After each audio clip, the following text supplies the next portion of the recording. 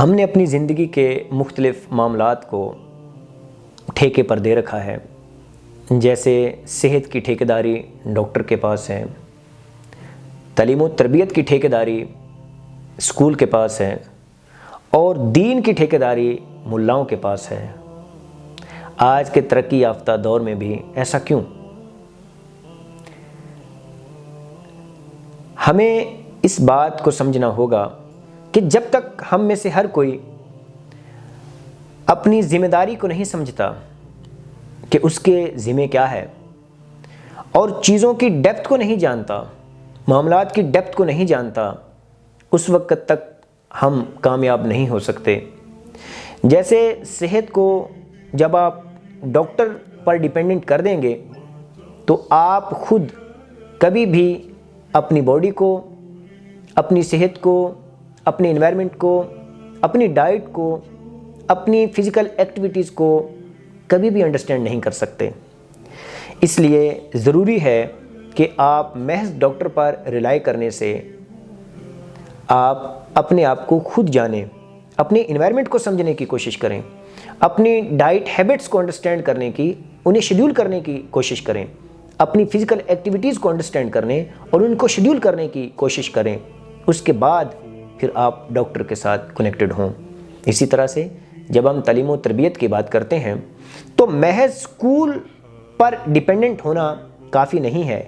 ہمیں خود کو بحیثیت پیرنٹ چاہیے کہ ہم سب سے پہلے جدید تقاضوں کو سمجھیں۔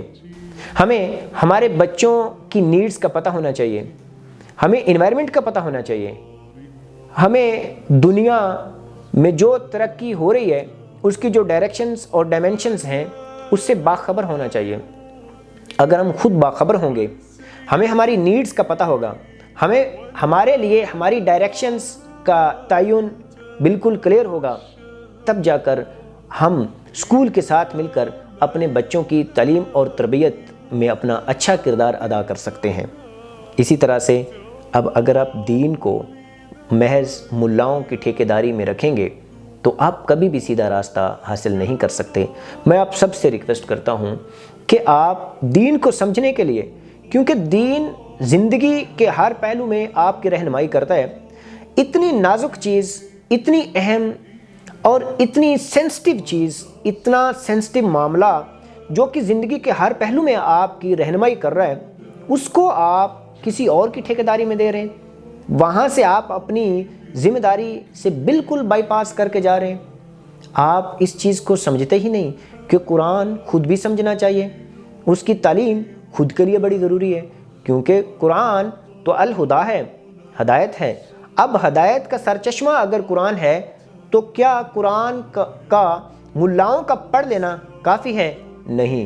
ہمارے سب کے لیے ضروری ہے کہ قرآن، اسلامی تاریخ، سیرت نبوی، احادیث کا علم بڑے اچھے طریقے سے ہونا چاہیے ہمارے پاس، اور اس کو ہم اپنے سوسائٹی کے ساتھ، اپنے معاشرے کے ساتھ ہم آہنگ کریں، اس کے مطابق ہم اپنے فیوچر کو پلان کریں، اس کے مطابق ہم اپنے آج کے ایشوز کو سولو کریں، اس کے مطابق ہم اپنی ماضی کی غلطیوں کو سمجھنے کی کوشش کریں، تب جا کر ہم کامیاب ہو سکتے ہیں۔